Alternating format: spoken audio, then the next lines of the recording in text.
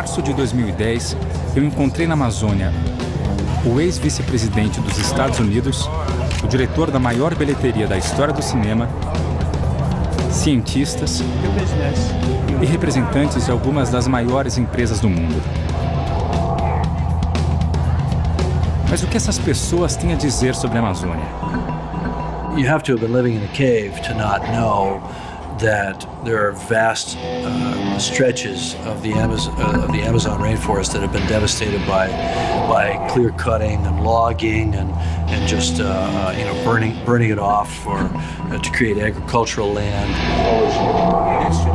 Because of the importance of the Amazon to the entire world, Brazil has an extremely powerful voice on the most important issue that our world has ever confronted.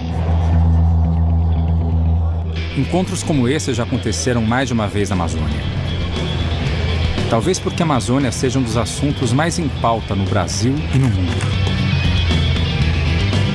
Our final story tonight comes to us from the gigantic, largely uncharted rainforest in South America, the Amazon. For decades now, we've been hearing about the disappearing rainforest, but the forest is so vast, it's hard to grasp just how much damage has been done. This is Brazil's Amazon emergency. On a bend in the river, stacks of huge hardwood logs. A Amazônia atrai a atenção do mundo inteiro, mas nem sempre se ouve o que o Brasil, que detém a maior parte da floresta, tem a dizer sobre o assunto. É por isso que nos últimos 2 anos eu viajei uma quilometragem equivalente a uma volta ao mundo para descobrir o que nós, brasileiros, temos a dizer sobre esse tema.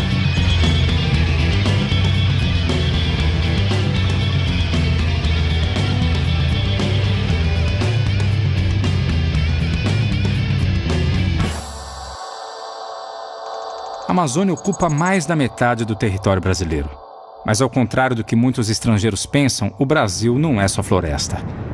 Eu, por exemplo, moro numa cidade com cerca de 20 milhões de habitantes, considerada a 4ª maior aglomeração urbana do mundo. Na minha cidade não tem floresta, e as únicas onças que eu vi estão no zoológico.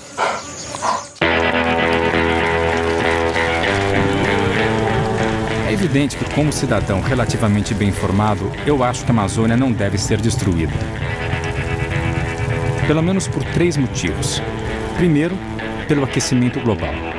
A estimativa do estoque de carbono da Amazônia varia entre 70 e 130 bilhões de toneladas de carbono. Então, se a gente continuar desmatando a Amazônia, né, em taxas altas, então grande parte desse carbono vai acabar indo para a atmosfera na forma de gás de efeito estufa, né, principalmente gás carbônico, e vai contribuir bastante para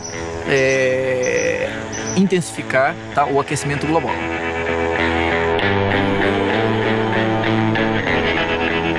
Mas esse não é o único motivo.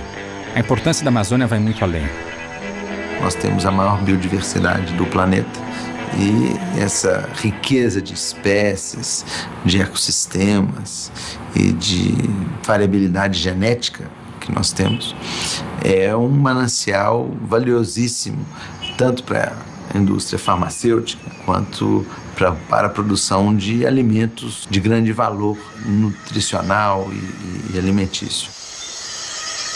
Se toda a Amazônia for desmatada, nós teremos uma massiva extinção de espécies. Existem milhares e, na verdade, dezenas de milhares de espécies da fauna e da flora na Amazônia que são endêmicas. Elas só existem em áreas muito localizadas na Amazônia. Um desmatamento geral elimina a possibilidade dessas espécies, ou muitas dessas espécies, sobreviverem. Então, será uma extinção biológica de enorme impacto.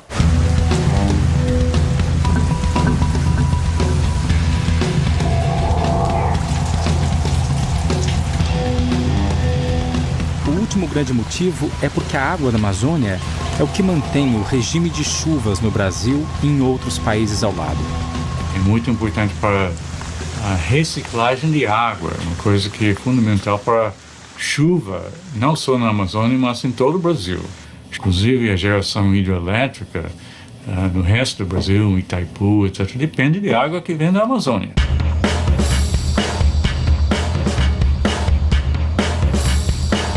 Chuva, água doce, clima, biodiversidade.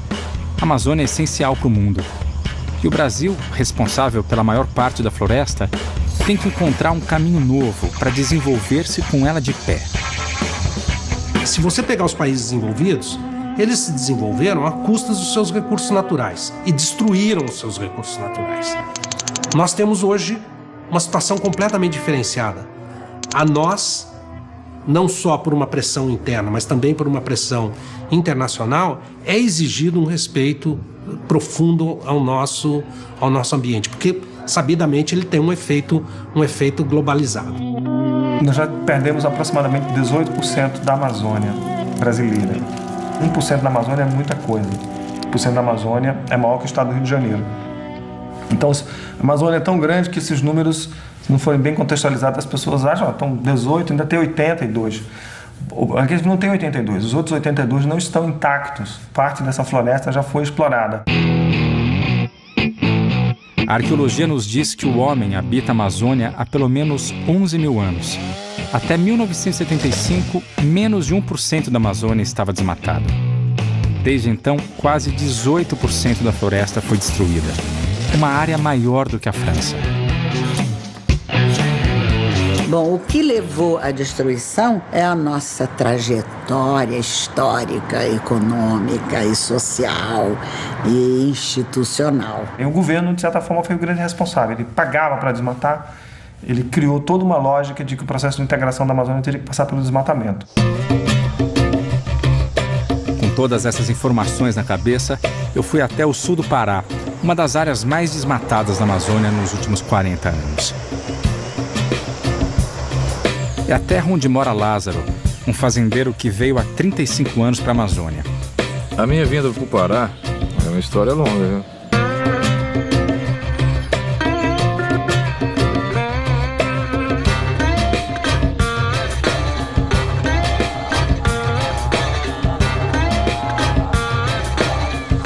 Hoje ele é um dos 425 mil fazendeiros que vivem e produzem na Amazônia.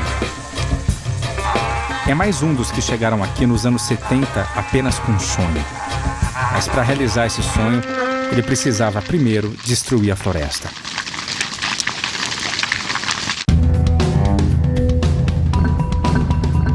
A conquista do Oeste nos Estados Unidos aconteceu no século XIX.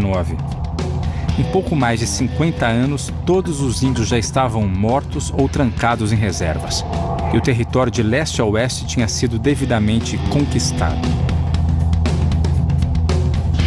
A nossa conquista do Oeste, ou melhor, do Norte, foi feita por gente como Lázaro, incentivado pela política de ocupação idealizada pelos militares. A Amazônia aparecia no imaginário do país como um vazio demográfico, diziam os militares naquela época. Um vazio demográfico que precisava ser ocupado em nome da segurança e da soberania do Brasil, etc. A população amazônica era muito pequena, né? Há alguns anos atrás. Então, aqueles que pensaram no desenvolvimento da Amazônia, pensaram na maneira de você, na ocupação dessa Amazônia. Então, eu não tenho dúvida de que isso foi um fato positivo. O modelo dos militares, na época, a ideia central era boa, que era fazer a integração da Amazônia, finalmente. Eu vejo assim, que eu acho que a gente tinha que ter reconhecimento, que eu acho que nós temos muito valor por chegar aqui como chegamos, passar por tudo que nós passamos e fazer com que esse Estado saísse de uma cultura, que é uma cultura, na época extrativista, para uma cultura produtiva. Mas nem todo mundo acha que isso foi um fato positivo. A tentativa do regime militar de ocupar a Amazônia com base em critérios geopolíticos de ocupação de território foi um pesadelo. Foi um pesadelo. O problema da Amazônia é que parte das pessoas que vieram para cá, motivadas pela sua herança cultural e pelas políticas públicas, vieram para cá para desmatar a Amazônia. Nós somos obrigados a desmatar tudo Primeiro, você tinha que desmatar 50% para regularizar a propriedade. Aí depois você foi obrigado a desmatar a área remanescente para você ficar livre desses movimentos de garimpeiro, esse movimento social, de evasão de terra. Porque você não tinha o Estado para te proteger. Porque o cara achava que a sua reserva era terra devoluta. E aí se dava o direito de querer entrar. Então, pra você segurar aquela propriedade, você tinha que ser obrigado a tirar a reserva. Então, o que é que veio? Vem o fazendeiro, fazendo aquilo que é o desbravamento da terra no estilo da destruição do pau-brasil, dos primórdios da colonização, que é coloca a floresta abaixo e faz qualquer coisa. Como é que você latifundia? É assim que você faz. Você vai lá, você derruba, você põe gado ali, faz uma ou outra melhoria, aquela terra passa a ser sua. O que eu acho e atribuo, por exemplo, como pontos negativos disso tudo, é aquilo como na própria educação dos nossos filhos, nós temos que dar liberdade com responsabilidade. O que é isso? É estabelecer limites. Né? Então, o que eu acho que não deu certo é que não foram criados juntamente mecanismos de controle que estabelecessem limites disso.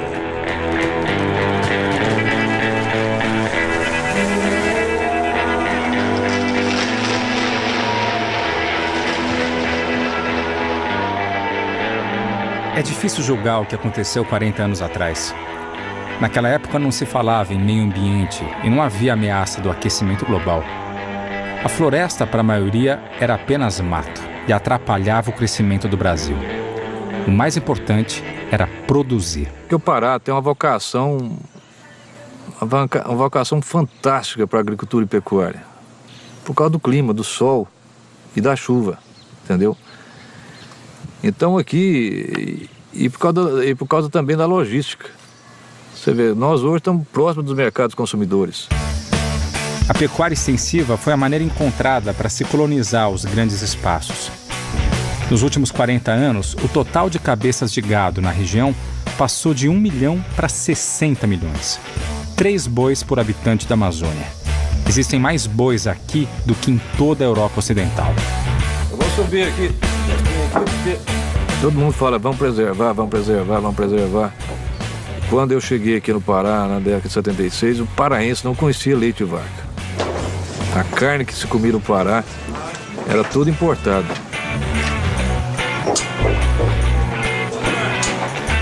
Hoje nós temos o 4º rebanho do país.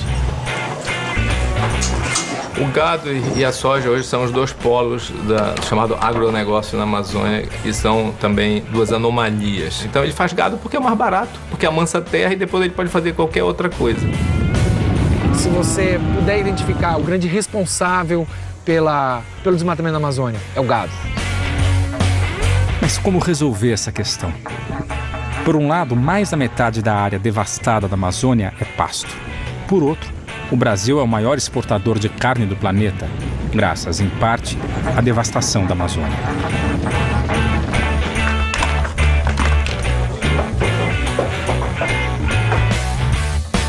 Eu só falo pro meu filho, eu falo, rapaz, pode ser o pior negócio do mundo, mas eu não paro de criar boi.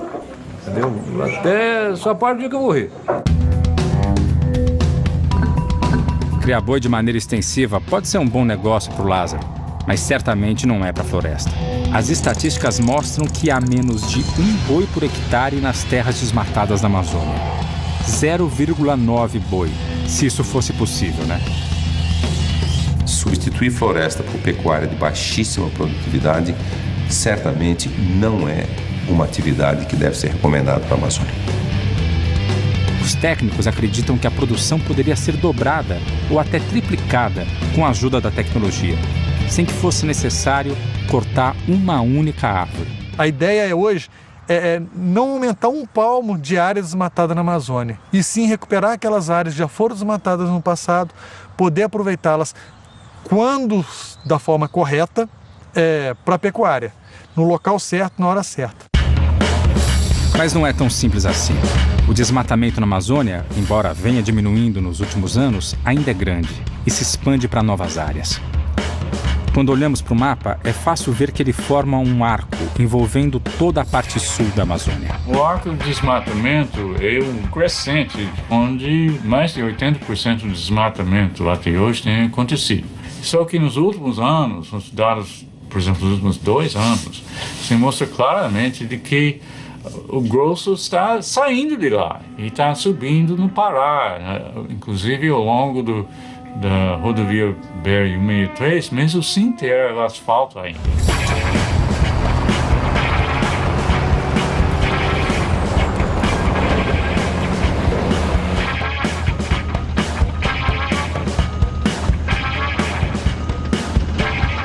As estradas, elas partiram de uma concepção cartográfica da Amazônia.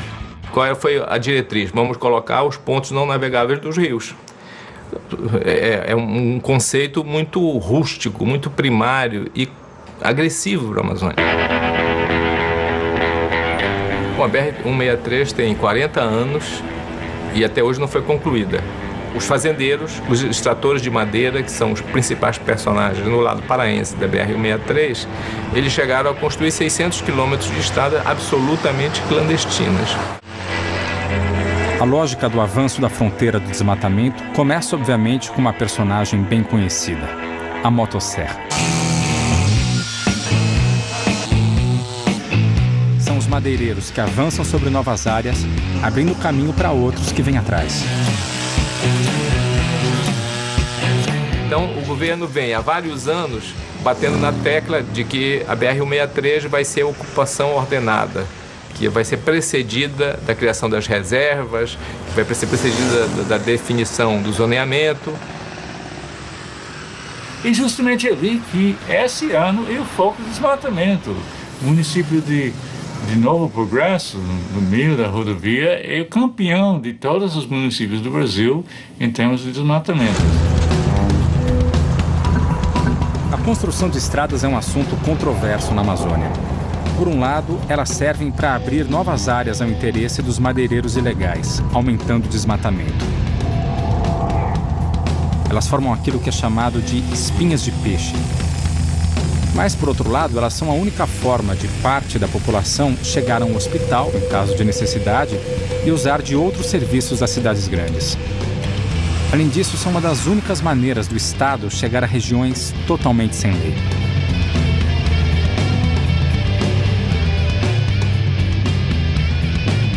Esses aí são funcionários do INCRA, o órgão responsável no Brasil por fazer a reforma agrária, que nada mais é do que uma distribuição mais justa da terra. Eu encontrei com eles nesse restaurante de beira de estrada, a 400 quilômetros de Santarém, na BR-163. Nosso destino é justamente a cidade de Novo Progresso, a nova capital do agronegócio e, consequentemente, do desmatamento e do conflito. Os pequenos produtores, né, eles estão localizados em áreas que são menos favorecidas, né, mais distantes do eixo da BR. Com a questão da ocupação desordenada, a gente vê os grandes apertando os pequenos e os pequenos estão ficando cada vez mais longe das comunidades ou das cidades, né? Dificultando seu acesso, transporte, escoamento de produção. O pequeno hoje, qual foi a alternativa para que ele tivesse o seu direito reconhecido? Foi colocá-lo em projetos de assentamento, né? Foi a criação de projetos de assentamento. O INCRA foi criado pelo governo em 1970 para tentar mediar a luta pela terra. Esses conflitos foram e são o resultado da política de ocupação da Amazônia adotada pelos militares. Eu tinha uma visão muito simplista da Amazônia. Eu esperava chegar aqui e encontrar o lado bom e o lado ruim de cara. Isso foi muito difícil para mim compreender, né? Nos primeiros 6 meses, 1 ano em que eu vivi aqui, a impressão que eu tinha é que era uma guerra de todos contra todos e que eu não sabia de que lado eu estava. De que lado o INCRA estava, de que lado o governo brasileiro estava, enfim. Até mesmo porque nessa guerra de todos contra todos, esses diversos agentes em oposição entre si, o Estado também tem uma atuação ambígua, né? Ambígua e contraditória, que isso é da natureza do Estado, né? Ter trazer vários interesses para o seu bojo, né? Então, ora ele atua do lado do agronegócio, ora ele atua do lado da reforma agrária. O Fagner é um cara muito idealista. Ele tem 26 anos, curso superior, saiu da sua vida confortável no Rio Grande do Sul e se mudou para Santarém, no Pará, com o objetivo de ajudar na reforma agrária. A correlação de forças aí é muito desigual, né? Nós estamos brigando com um facãozinho, né, contra todas as armas do poder econômico, do poder político, né, e muitas vezes do próprio judiciário, da própria estrutura estatal, né, que é toda ela voltada para conquista das fronteiras agrícolas, para agregação de riquezas, né? Então, nós estamos lutando contra a força do sistema.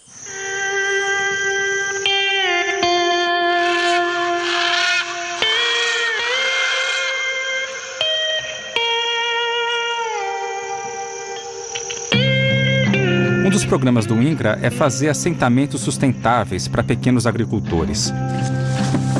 Como esse da Dona Marli, que eu tive a oportunidade de conhecer.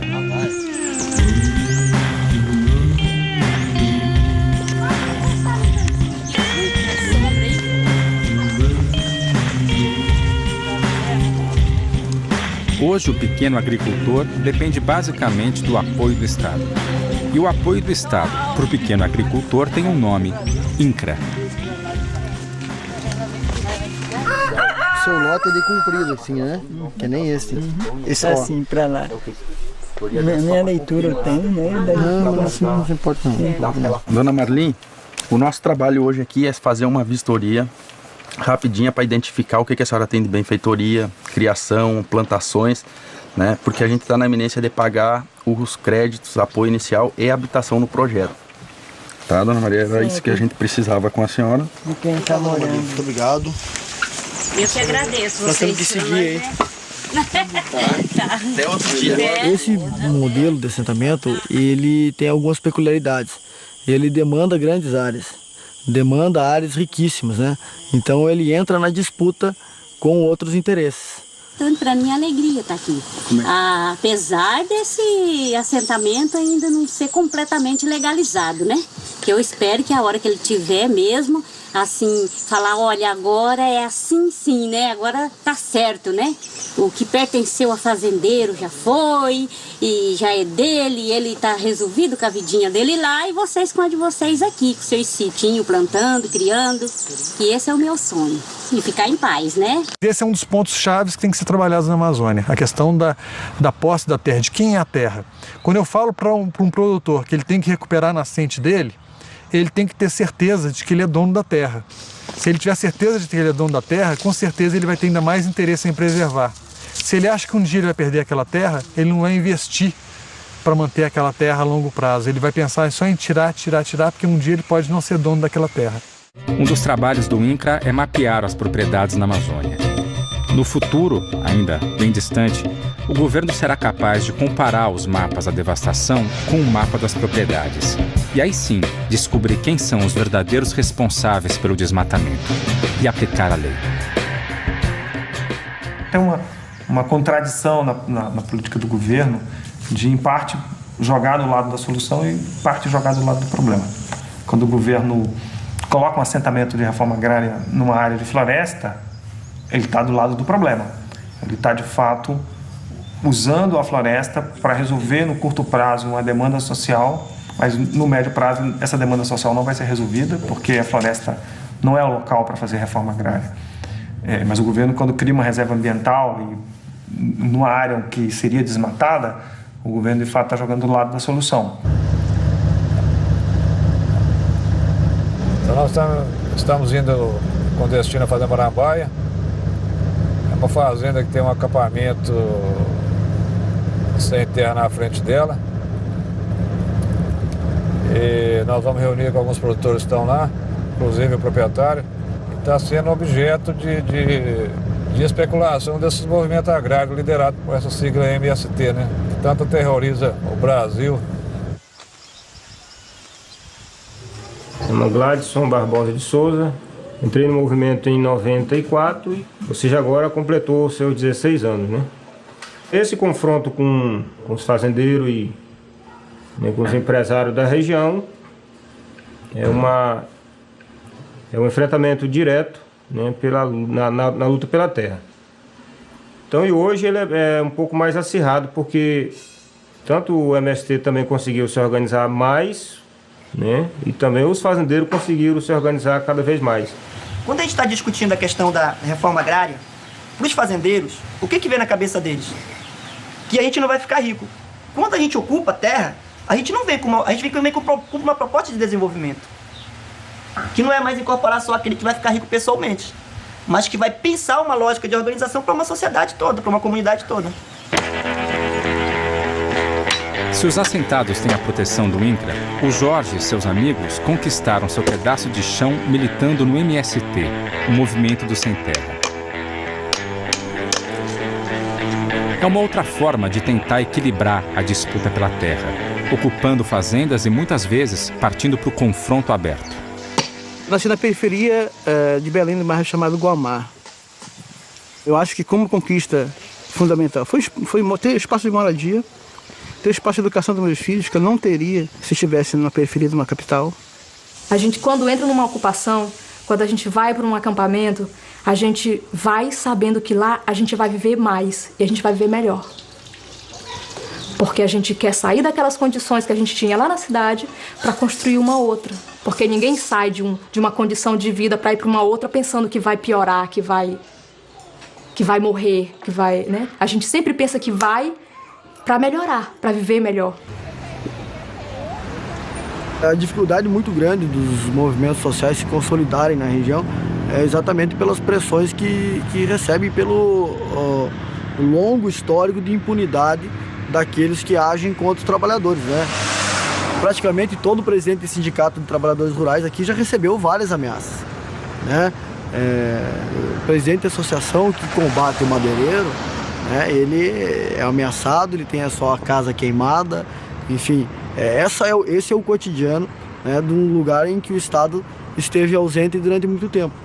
Hoje isso começa a mudar com a chegada dos órgãos estatais, mas ainda a passos muito tímidos, né? Não se trata apenas de discutir a presença do Estado, mas a qualidade da presença do Estado, né? Quer dizer, todos nós que trabalhamos na Amazônia, pela sociedade civil, no terceiro setor, com os movimentos sociais, advogamos a importância de que haja um aumento qualitativo da presença do Estado na região, mas do chamado Estado democrático de direito. Qualquer Estado não, entendeu? Nós queremos que a justiça funcione, que a polícia apure os fatos, né, que a violência seja reprimida.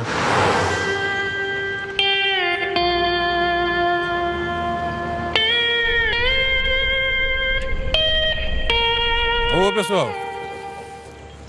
Oi, Gentura. Como é que tá? Bom, senhor? Oi? Beleza? Tá tudo? Bom? Oi. O meu depoimento é como produtor rural na região, município Curionópolis, Fazenda Marambaia.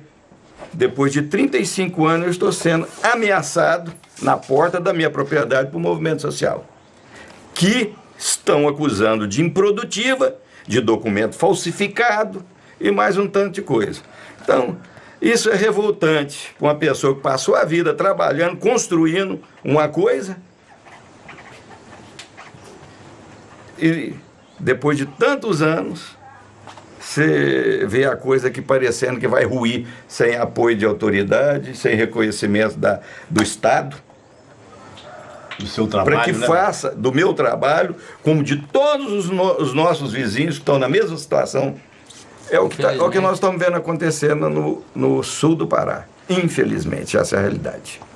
Nós, produtores rurais,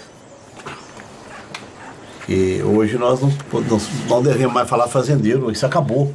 É o produtor rural, né? Que está segurando a balança comercial, não só aqui, mas no Brasil inteiro. Mas nós somos os produtores mais discriminados pelo Estado. Porque nós estamos na Amazônia. Porque estamos aqui na Amazônia e, infelizmente, temos a complacência com esses pseudo-movimentos, que é um verdadeiro favelamento. Quer dizer, se o cidadão já é aculturado, ele é ignorante, e lá no campo, onde ele está sendo assentado, sem a menor estrutura, como hospital, escola, estradas, se ele já não tem perspectiva, não tem essa escola Qual é a perspectiva do filho desse cidadão? Se assenta por emoção. Se assenta por emoção. Por política. Por voto. A busca do voto. Isso nós não suportamos mais. Mas nós resolvemos dar um basta aqui.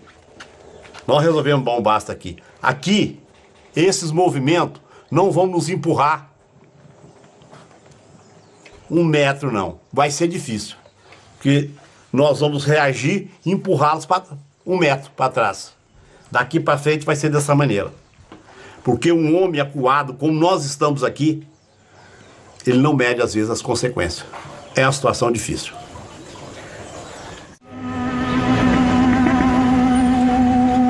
A história da ocupação do território, tanto pelo fazendeiro quanto pelo pequeno produtor, tem um início em comum: a grilagem da terra.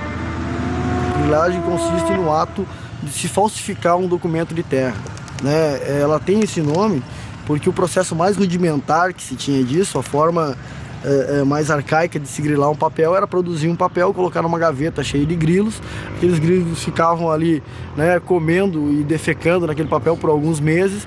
Quando eles abriam a gaveta, aquele papel tinha uma aparência de um papel autêntico, de um papel velho, enfim, né, de um título que estaria armazenado num cartório há muito tempo, né? Então a grilagem, em estrito senso, ela é isso, é a falsificação de documentos de terra para dar uma aparência de legalidade àquela área que foi apropriada por métodos não legais.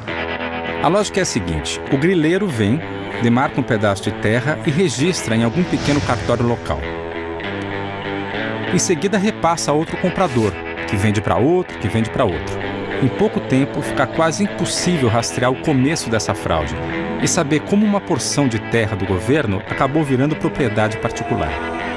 Foi esse mecanismo que gerou os chamados 4 andares de registros de terras no Pará, 4 vezes o tamanho do estado.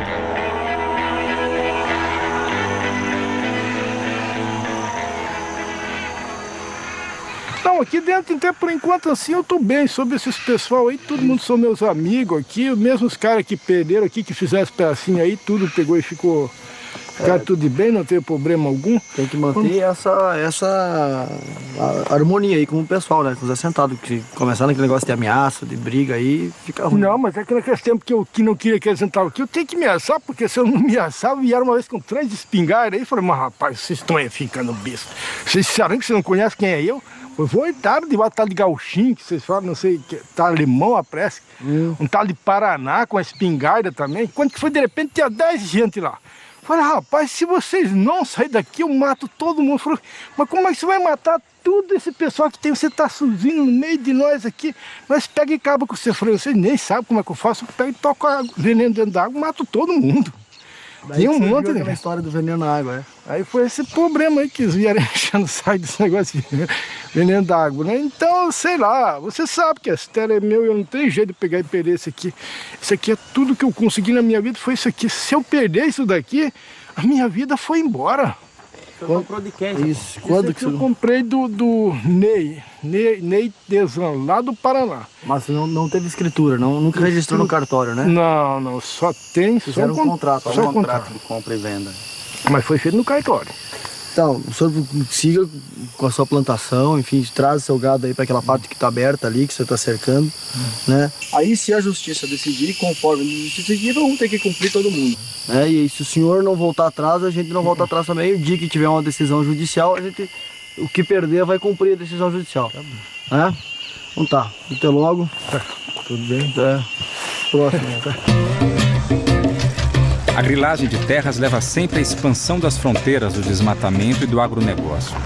E cria rapidamente cidades como Novo Progresso, atraindo gente de outras partes do Brasil para explorar e viver da floresta. Todo tipo de transação e de registro de posse de terras tem que passar necessariamente por aqui. Eu fui conhecer o Dr. Mário, dono do único cartório de toda a região, para saber se a grilagem ainda existe. A questão dessa sobreposição de áreas e tal não se aplica a Novo Progresso. Aqui não existe, que seja de nosso conhecimento, nenhum conflito nesse sentido, e esse fato os senhores podem confirmar junto ao juízo da comarca de Novo Progresso que eu estou dizendo da verdade. Bom, com todo o respeito ao Dr. Mário, não foi o que eu vi até agora.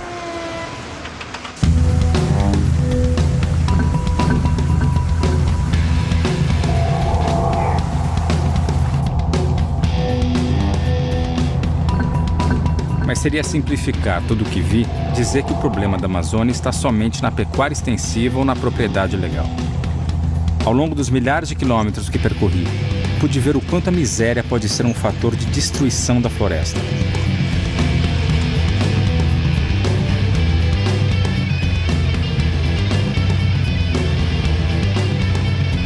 Isso é o que sobrou da currutela do garimpo do Amana, uma das maiores jazidas de ouro da Amazônia das décadas de 70 e 80. A currutela era o lugar onde os garimpeiros vinham torrar o ouro que ganhavam. Esse lugar foi muito movimentado. Foi aqui que eu conheci um outro Lázaro, que também chegou na Amazônia nos anos 70, mas teve uma história bem diferente.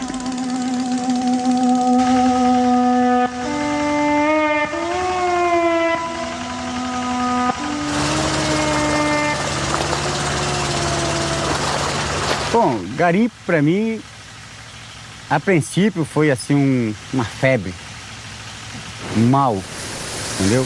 E o bem, porque eu não posso me queixar de garimpo.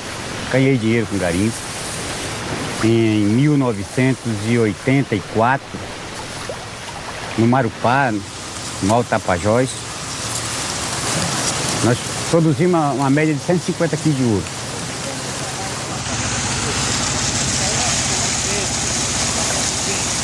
Vim de uma família humilde e de repente eu era um empresário bem sucedido na Amazônia. Cheguei em Maués, 3 aviões, pista, bastante máquinas, 60 homens trabalhando para mim. Eu comprei uma transportadora em Santarém, escritório em Belém, em São Paulo, na Vila das Patas. Eu tinha uma transportadora, uma Transnorte. Eu tinha 3 aviões, eu tinha um barco de linha de Maués a Manaus. Em uma semana eu produzi 12 quilos de ouro. E eu nunca tinha visto tanto dinheiro da minha vida. Era uma pasta e outra pasta no jornal, embrulhado com jornal. E eu fiquei perturbado a cabeça. Eu cansei de entrar embaixo do chuveiro pensando que eu tinha tirado minha roupa. E eu ligava o chuveiro quando eu vi eu estava vestido, porque eu nunca tinha visto isso.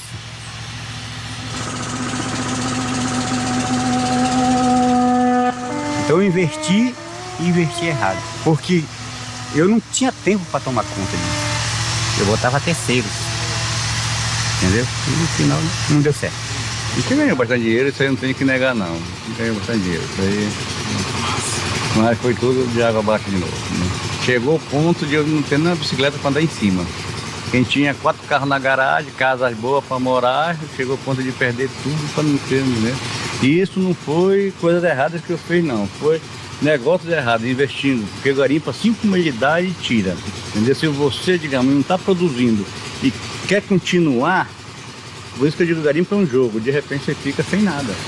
A minha idade, o tempo passou, eu não tenho mais como arranjar um emprego na cidade, você sabe que é muito difícil. Eu fiz isso aqui um salário para mim, disso aqui eu faço meu ganha-pão. Porque aqui se tiver 15 gramas de ouro a R$60, R$62 o grama, aqui tem o quê? Quase R$1.000, né? Então se você 4 semanas, no caso, te sobra R$4.000. Aonde que eu vou ganhar isso na cidade? O emprego, a idade, o nosso conhecimento, que é pouco. Então, a gente se conforma com isso aqui. E isso aqui que nós sobrevivemos, entendeu? Daqui que nós tiramos o sustento da família, a educação dos filhos. Hoje, se eu tivesse 10 quilos de ouro, eu ia embora.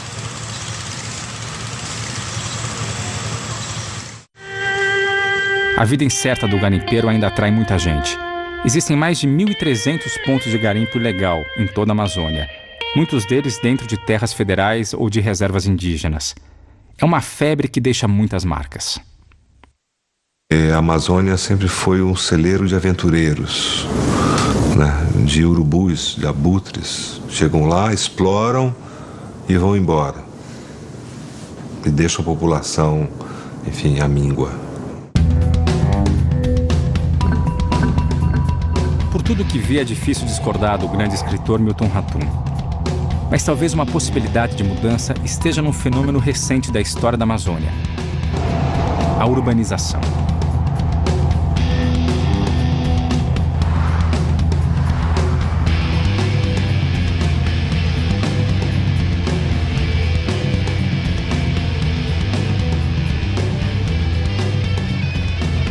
Amazônia hoje está em grande parte urbanizada e há concentrações enormes, né? Talvez o exemplo mais gritante é o estado do Amazonas, onde Manaus é uma cidade enorme, uma metrópole, entendeu? E as outras regiões do estado têm baixa densidade. Então, acho que é importante ter essa visão de que a Amazônia é um sistema enorme e que a Amazônia é água, floresta e diversidade. Ninguém fala das cidades da Amazônia. Os estados fazem os seus zoneamentos sem cidade, como se fosse que a cidade não existe. E, no entanto, 70% da população da Amazônia vive em núcleos urbanos. Acontece que as cidades são cidades absolutamente sem dinamismo algum. São as trocas entre cidades que dinamizam as cidades. E para isso você tem que ter indústria.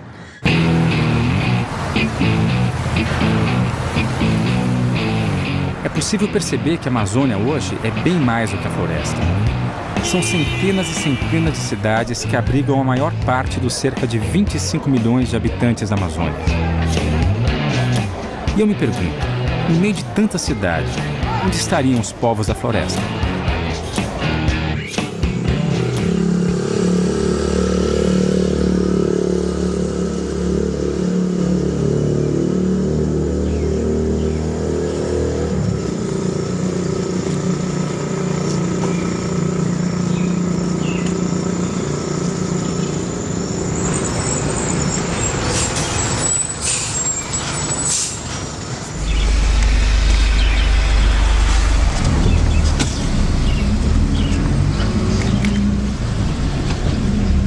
A minha cidade, ela é uma ótima cidade para morar, né? Tem tudo que você imagina, assim. Quando falam que aqui só tem floresta e só tem, tipo, índio, essas coisas, isso me deixa um pouco chateada, porque aqui tem muita tecnologia. Aqui é um estado, né? Um lugar onde tem muita tecnologia. É um lugar, assim, tipo, acho que um paraíso mais modernizado, entendeu?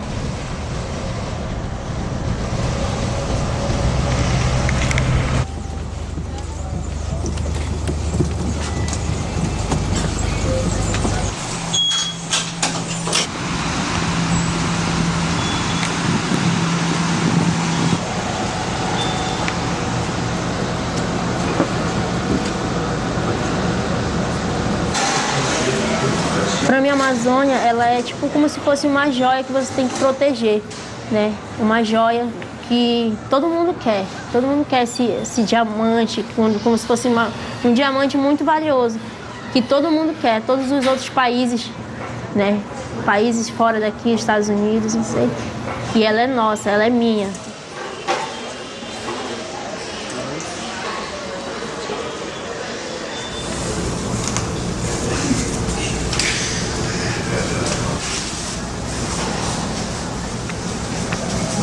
O distrito industrial onde Alice trabalha chama-se Zona Franca de Manaus e foi criado há mais de 40 anos. Do mesmo jeito que incentivou a ocupação de terras em toda a Amazônia, o governo quis atrair as empresas para cá, oferecendo condições super especiais. De certa maneira, isso funcionou. Hoje existem mais de 450 empresas de alta tecnologia em Manaus. Tudo muito bom, né? O problema é que a tecnologia... Bom, essa vem de fora. Ainda são poucos os centros de produção científica da Amazônia. Para se ter uma ideia, existem mais doutores na Universidade de São Paulo do que em toda a região amazônica. Eu acho que a chave para você desenvolver a Amazônia, desenvolver produtos na Amazônia, desenvolver a Amazônia, o que a Amazônia tem em termos do seu potencial, ele está estritamente e extremamente vinculado à produção do conhecimento sobre a Amazônia. Há um mundo desconhecido na Amazônia que, com os 3.500 doutores que nós temos do lado brasileiro da Amazônia, vai ser praticamente impossível a gente conhecê-la, sei lá eu, no próximo milênio, alguma coisa desse tipo. E quem consome a montanha de televisores, aparelhos de som e DVD, máquinas fotográficas, computadores, celulares, relógios e motocicletas made in Manaus? Todos nós. A Zona Franca é hoje uma ilha industrial cercada de floresta por todos os lados. Bom, o meu maior sonho é ter uma casa confortável. Tenho vontade de ter filhos, de casar, uma televisão. um carro, um computador, comprar geladeira, comprar tudo da melhor qualidade, entendeu? Tudo da melhor qualidade, porque um dia eu posso chegar, levar minha mãe na minha casa, olha, essa é a minha casa, isso é o que eu conquistei. Eu descobri que a Alice tem sonhos não muito diferentes dos meus. Na verdade, ela tem sonhos iguais a quase todo mundo. Mas para ter tudo isso, tem que produzir, tem que ter matéria-prima. E uma grande parte das matérias-primas mais importantes para a economia do Brasil e do mundo está escondida no subsolo da floresta. Para começar, a Amazônia é extremamente rica em vários tipos de minérios. No Pará, por exemplo, está a maior mina de minério de ferro a céu aberto do mundo. Desse pequeno ponto, que representa 0,01% da área total da Amazônia, saem cerca de 100 milhões de toneladas de minério por ano. Hoje, o minério de ferro daqui abastece os 4 cantos do planeta. Ou seja, gente do mundo todo é beneficiada pelo subsolo amazônico. E sem minério de ferro, nossa vida urbana simplesmente não existe. Não há carros, televisão, computador, geladeira, prédios e cidades. A outra matéria-prima essencial para manter o nosso estilo de vida é um velho conhecido, o petróleo. A Amazônia também tem petróleo. A 650 quilômetros de Manaus fica o principal polo de produção da região, Urucu.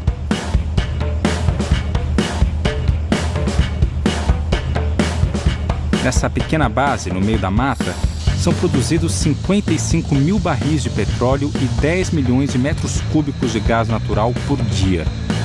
O petróleo é considerado de altíssima qualidade e é usado para pôr gasolina no nosso carro, entre outros usos. E hoje o mundo, consome como um todo cerca de 80 milhões de barris por dia. E pelas projeções que nós temos, daqui a uns próximos 20, 30 anos, talvez estejamos consumindo 100 milhões de barris de petróleo. Porque apesar do esforço que a sociedade tem feito na busca de energias alternativas, esse processo ele tem um tempo de maturação. As projeções sempre indicam que o petróleo, o gás e o petróleo continuarão por um período, talvez de 30, 50 anos, como uma das principais fontes de energia para esse modelo de sociedade que nós vivemos. A gente sabe que a gente não pode deixar de utilizar os recursos minerais que existem na Amazônia, os recursos petrolíferos que tem na Amazônia. Seria uma estultice de quem quer que seja você dizer que você tem que preservar, colocar uma redoma em cima disso e não utilizar. Não dá. Você tem que saber utilizar. Você tem que utilizar com o menor impacto possível. O nosso estilo de vida coloca pressão sobre a floresta. Disso eu não tenho mais dúvidas.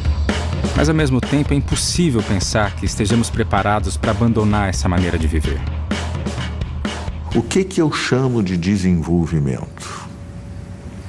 Só mais? Só ter?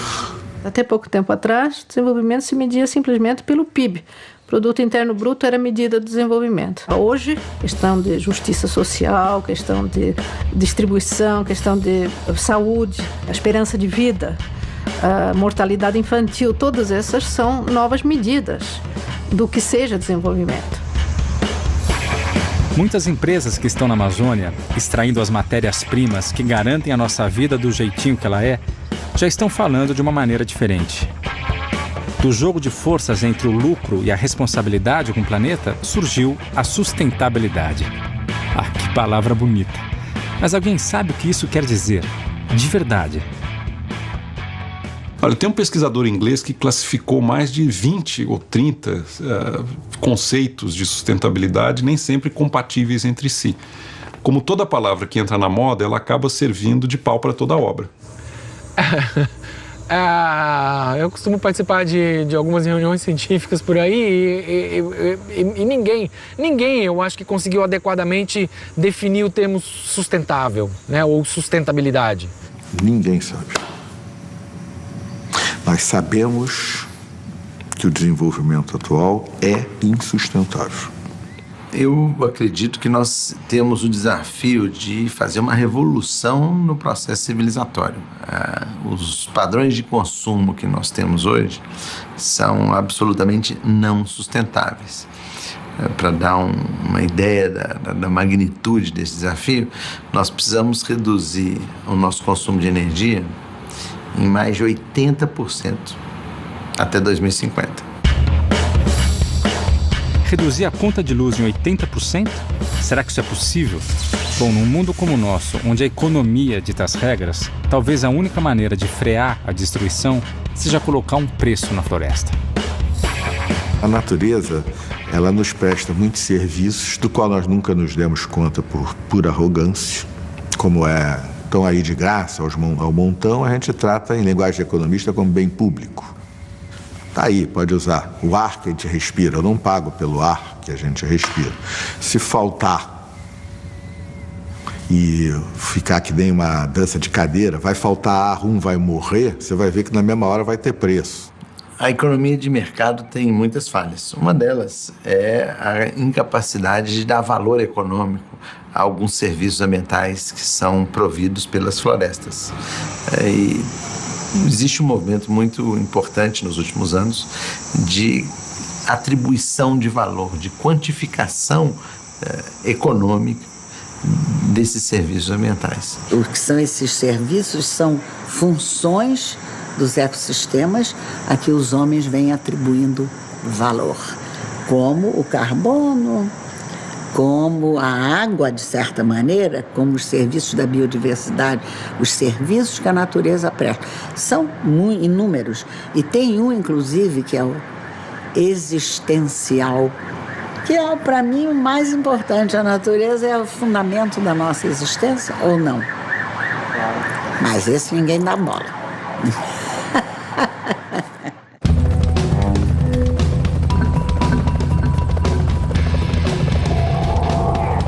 Muita tinta já foi gasta para falar da relação entre o homem e a natureza.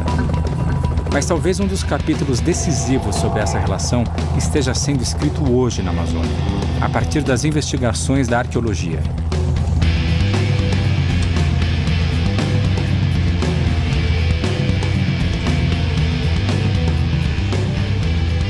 A gente sabe hoje que a Amazônia é ocupada há pelo menos 11 mil anos. Os primeiros habitantes chegaram ali há pelo menos 11 mil anos atrás, mas talvez até antes disso. Então a ocupação humana da Amazônia não é muito antiga, ela é milenar. Mas por uma série de questões, que isso tem que ser melhor conhecido, melhor estudado, se criou aquele mito de que a Amazônia, antes da chegada dos europeus, era uma região que nunca foi densamente ocupada. Hoje todo mundo acha que a floresta sempre foi assim, uma mata virgem. Na verdade, os arqueólogos explicam que essa mata é o resultado da ação de milhões de pessoas. Segundo suas pesquisas, existiam cerca de 5 milhões de pessoas na Amazônia antes da chegada dos europeus. 5 milhões de pessoas que conseguiram usar a floresta para viver bem e sem destruir. Algumas dessas intervenções, elas criaram novas configurações paisagísticas que hoje em dia são muito importantes para os ocupantes atuais da Amazônia. Por exemplo, as terras pretas.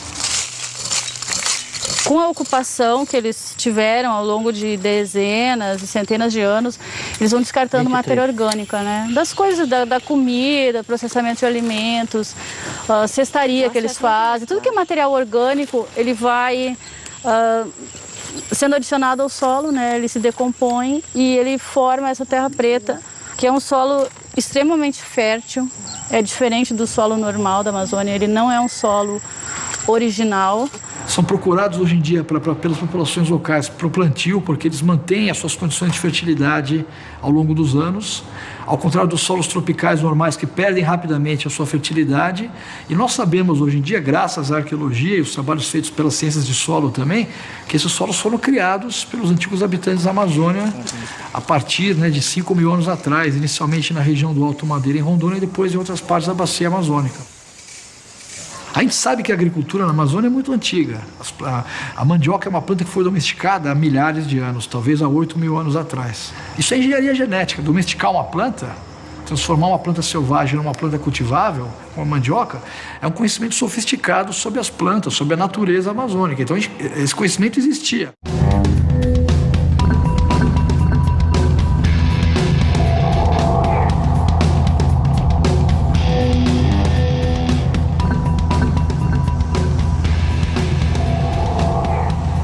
Pensando em como 5 milhões de pessoas conseguiram viver na Amazônia sem destruí-la, resolvi fazer uma longa viagem até alguns dos herdeiros diretos das antigas civilizações amazônicas, os índios.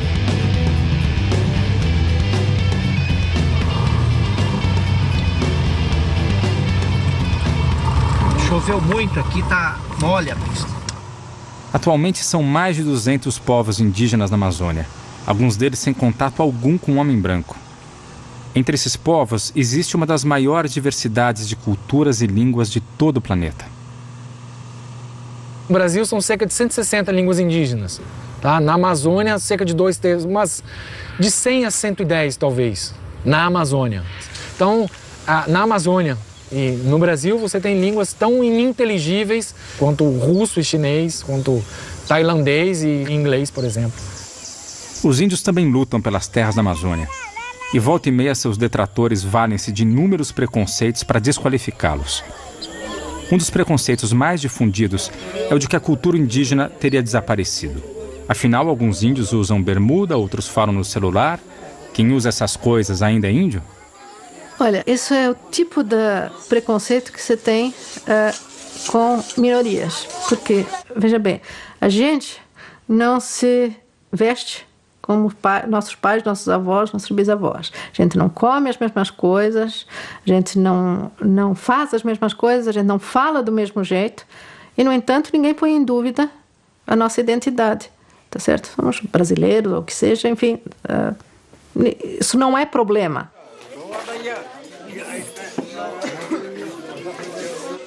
Mas para os índios, se tem uma imagem de que eles têm que ser aquela coisa do século XVI. Quer dizer, andarem pelados, usarem arco e flecha ou borduna, né? E, enfim, mostrarem performaticamente que são aqueles índios que a gente espera. Só que a história passou para eles também, tanto quanto passou para nós. E quem é que diz que uma sociedade é indígena ou não? O que constitui uma sociedade indígena? E aí eu acho que a resposta é o seguinte, é exatamente essa consciência de uma continuidade histórica, né, com uma sociedade pré-colombiana, uma sociedade que estava aqui antes dos outros.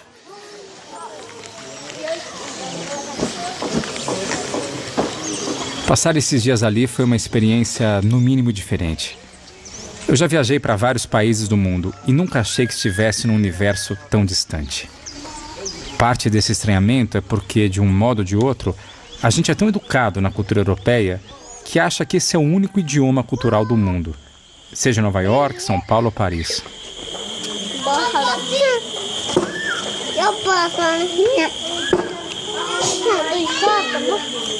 Quando eu cheguei, eu não sabia falar na língua, e aí fiquei dependendo da ajuda de uns poucos intérpretes. A minha sorte é que todos pareciam muito curiosos comigo. Olhavam, escutavam, sempre com paciência. O contrário da minha vida na cidade, onde eu acho que conheço a pessoa em menos de 5 minutos e que logo em seguida tenho mais o que fazer. Lá não é bem assim. Tudo isso com uma calma, num outro ritmo de tempo.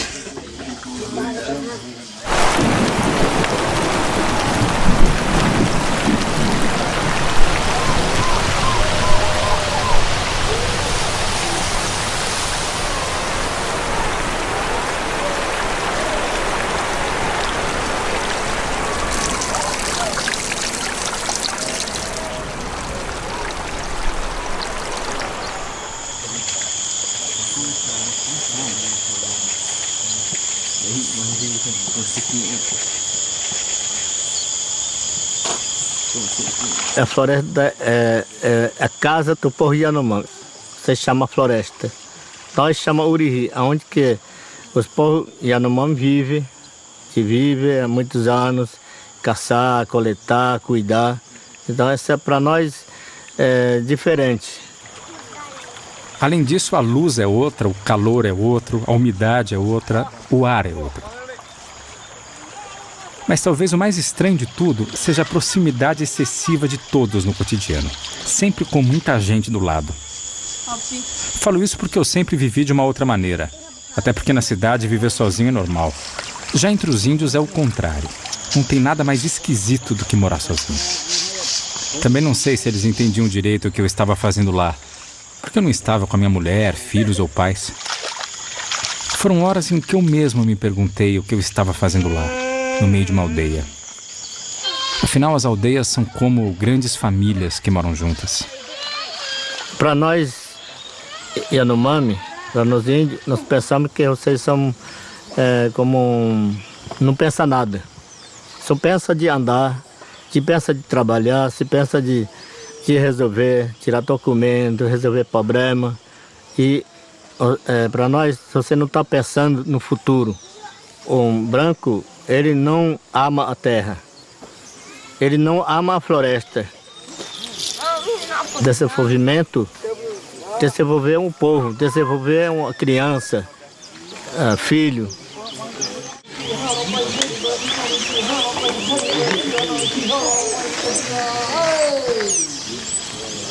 Cada vez mais descubro que não se vai para a Amazônia impunemente. Acho que eu só pude entender um pouco mais esse universo depois que eu fui falar em São Paulo com outras pessoas. Quais as maiores diferenças entre a minha concepção de mundo e a deles? Já começa, digamos, na relação homem-meio, né? Ou homem-terra, se a gente quiser, para chegar mais fundo. Né? Porque, digamos, eu acho que para os povos indígenas, a terra não pertence a eles, são eles que pertencem à terra. Né? Para nós, a terra é um objeto inerte, certo? Mensurável e, digamos, apropriável, né? Ela pode nos pertencer coletivamente, individualmente, etc. Mas, enfim, a questão da propriedade já é imediatamente colocada. Digamos, a terra não é separada, a floresta não é uma entidade separada de gente, de bicho, de planta, de espíritos, né? E, portanto, você tem que tratar, do ponto de vista cosmológico, com esse todo.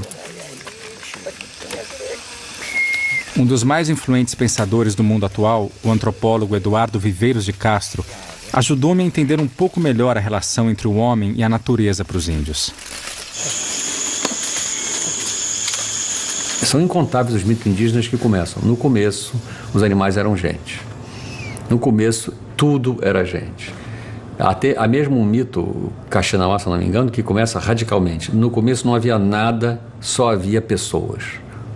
Pra gente o problema não existe esse tipo de problema. Bicho é bicho, gente é gente, né? Agora lá as coisas não funcionam bem assim.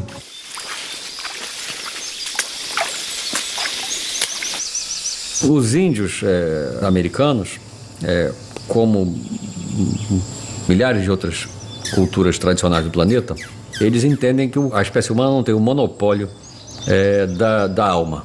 Ou, para falar como os índios às vezes falam para a gente, para simplificar, tudo é gente, todos os animais são gente, planta também planta é gente, tudo é humano, né? Os animais também são humanos, os porcos são humanos, as onças são humanos, os jacarés, as árvores, eventualmente até objetos e artefatos possuem um componente invisível que é humanoide, né? Que tem uma forma humana. Existem várias maneiras de dizer isso.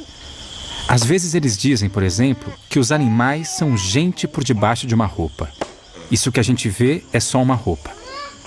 Quando os animais estão longe da nossa visão, eles tiram essa roupa e ficam iguais a nós. Isso faz com que, por trás desse invólucro, dessa roupa de bicho, exista sempre uma alma humana genérica, né? Um duplo humano, um estado humano.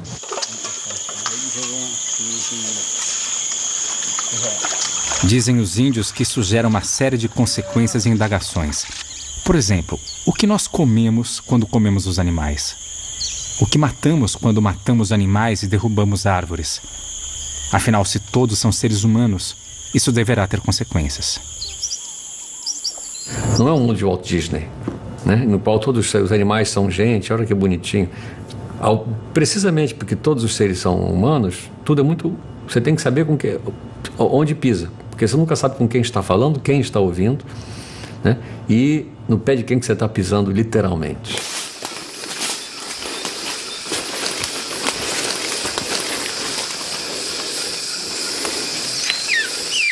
Não se faz nada impunemente, dizem os índios. Viver é muito perigoso. E é preciso muito cuidado para não ofender esses outros seres humanos, essas outras gentes na concepção deles. Não porque o universo seja frágil, mas porque, ao contrário, nós somos muito mais frágeis.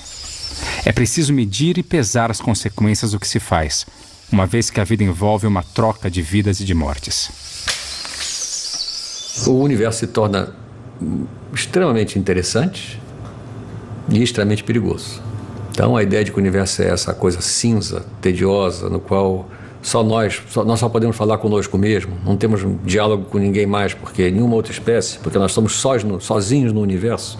O nosso é famoso, como dizia o Pascal, o silêncio dos espaços infinitos me apavora, porque é como se a espécie humana estivesse inteiramente só na criação, porque só nós fomos criados por Deus desse jeito. O resto é essa coisa aí que a gente vê que é totalmente... É como se o resto da vida fosse toda morta, sob o aspecto espiritual. Né? A criação, toda a vida é morta, espiritualmente não tem vida. Só tem vida material. Só nós temos a vida espiritual. Então estamos reduzidos a só falarmos conosco mesmo. Né? Então o humano está reduzido a um monólogo, digamos, da espécie. A espécie humana é monológica, ela só pode falar consigo mesma. Ou com Deus, que é a sua, em suma, né, o seu respondente, o seu interlocutor, o seu único interlocutor. O silêncio dos espaços infinitos me apavora. Essa frase, lembrada pelo antropólogo, me lembra a primeira vez que vi a Amazônia do alto. E sintetiza bem algo que percebi ao longo dos milhares de quilômetros que percorri para fazer esse filme. Para mim, se existe algo que guardo da experiência com os índios e de toda essa viagem, é que nunca estamos sozinhos diante da Amazônia. A Amazônia vive. E se ela quiser, pode dar um ponto final nessa nossa vontade de moldar o universo ao que achamos que ele deve ser. O silêncio dos espaços infinitos ainda vai fazer-nos calar a boca.